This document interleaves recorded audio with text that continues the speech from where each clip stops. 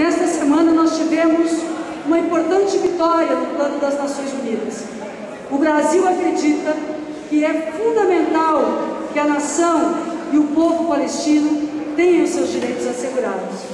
Em comunicado estabelecido pelo governo brasileiro, nós celebramos o Dia Internacional de Solidariedade ao povo palestino, reafirmando nosso total apoio e compromisso com o direito do povo palestino à autodeterminação e a uma paz justa e duradoura no Oriente Médio.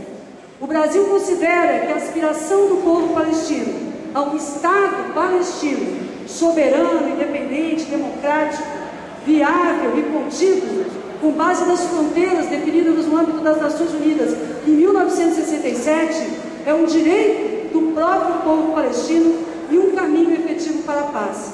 Certa vez, Mahatma Gandhi disse que não há caminho para a paz é o caminho. Pois se a paz é o caminho, o apelo que devemos fazer para a paz é que nenhuma área mais permaneça ocupada com colonização israelense dentro dos territórios palestinos. O Brasil acredita que é desta forma que nós construímos a paz. A solidariedade internacional e a cooperação é a forma pela qual nos movemos no cenário internacional. Acreditamos, portanto, um retorno do nosso país, do Brasil, ao Conselho de Direitos Humanos das Nações Unidas, que o conjunto das nações deva atuar pela construção de direitos ao povo palestino como um compromisso mundial. Aliás, na Assembleia Geral das Nações Unidas, a importante votação obtida pela Palestina para um lugar como observador já demonstra a vontade mundial de que um lugar pleno, integral, idêntico dos demais países, seja assegurado à nação, ao povo palestino, ao Estado palestino.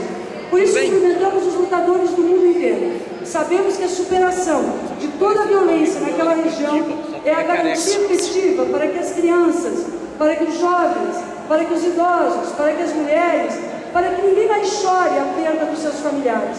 Nós, Brasil, acreditamos na paz e acreditamos que este Fórum Social Mundial, Palestina Livre, e a afirmação do direito do povo palestino ao seu Estado Nacional, nos termos definidos pelas Nações Unidas, é o caminho efetivo para a paz no mundo. Parabéns aos organizadores do Fórum. O governo brasileiro dessa forma se posicionou junto às Nações Unidas, desta forma se posiciona diante de vocês e acredita que desta forma os povos do mundo se unem pela paz e contra todas as formas de violência, dominação e exploração. Muito obrigada.